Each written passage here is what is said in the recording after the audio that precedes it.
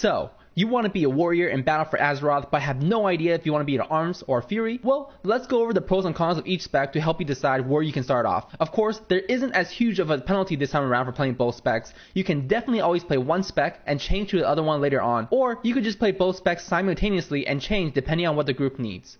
First off, I want to point out something that is often understated, which is that Blizzard did a pretty good job of making the two specs feel similar, but distinct at the same time. Both specs have to manage rage, and now has their one big cooldown, but at the same time feel very different from each other through a difference in pacing. Fury is much more fast paced with no gaps in activating abilities, while Arms is much more constrained by the rage gain and will often encounter lulls in their DPS. I used to label Arms as strategic, but that gives us a raw impression that Fury is maybe less, and that couldn't be further from the truth. It's just that while you're planning the next thing, Fury still has to hit something, while Arms sometimes doesn't. Fury's damage is focused on Rampage, and the main cooldown is Recklessness, and your goal is to generate as much rage as possible so you can cast as many Rampages as possible. This leads to more damage, but also higher in-range uptime, which then leads to more haste, which then leads to more rage, and we get into this endless loop of powering up. Arms damage is focused on Mortal Strikes, and the main cooldown is Colossal Smash. The rest is just making sure you're spending enough rage so you reduce your cooldowns with anger management as much as possible, but always have enough rage for the next Mortal Strike. There's also abilities like Overpower that empower your Mortal Strike, and also Azerite traits like Executioner's Precision that causes your executes to also empower your Mortal Strike. For Execute, Fury feels more fluid in the rotation as you now have one additional rage generator that does more damage and generates more rage. Everything that you would have liked regarding the normal rotation just got even better. Arms Execute feels like it hits harder than Fury's, but it comes at a dilemma of always having to decide between using the rage for Execute or Mortal Strike. Basically, the issue that was solved for Fury with having multiple rage spenders is still there for Arms. If you want a more straightforward Execute phase, then Fury has that covered, but if you want something more convoluted, go Arms. As far as AoE is concerned, Arms has a much easier time with burst AoE as all they have to do is talent into Warbreaker and hit Blaze Storm. Fury can also hit their cooldowns, which is Recklessness plus Rampage to Enrage and then Blaze Storm, but with the much shorter duration and damage of Blaze Storm, they often don't end up bursting as hard if there are more than 5 targets.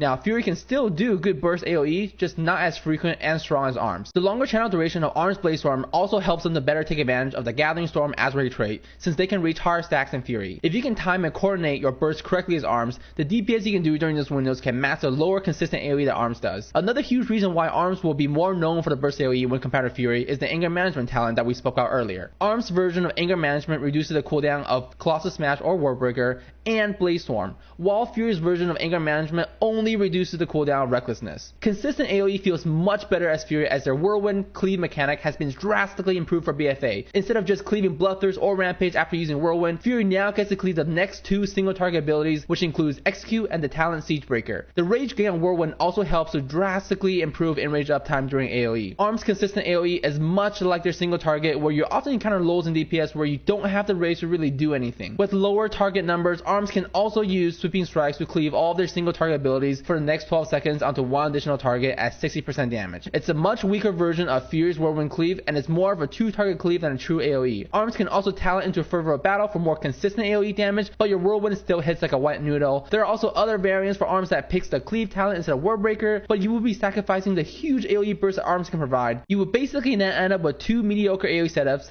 as opposed to at least being really good at AoE burst. As far as for defensives, both specs retain much of the same abilities that they had in Legion. The biggest change here is that Fury will no longer take extra damage while they're enraged, and if they talent into the Warpaint talent, then they will even take 10% less damage while enraged. Fury now also has Victory Rush as a baseline ability, and with the PvP healing talents that Fury can pick, their survivability has definitely increased. As far as for the start of the expansion, Arms Warrior might have a slight advantage as their best in slot weapon doesn't come from a mythic only dungeon. A lot of the sims that you're seeing now will have Fury Warrior using Getiku Cut of Death from the dungeon King's Rest, which is the mythic only dungeon. And since we won't have Mythic Plus available for the first 3 weeks of the expansion, you will only get 1 chance per week to acquire this weapon. And don't forget, you need 2 weapons as Fury. If you want to be prepared as a Fury Warrior for Mythic raiding, you're going to need to run a lot of King's Rest Mythic Plus during that 4th week, since Mythic Raid opens the week after. Arms Warriors can really go with any weapon based on eye level, and one of the best ones is from Freehold, which you can spam for in Heroic mode as as many times as you want in the first 3 weeks. With how important it is to have a good weapon this expansion,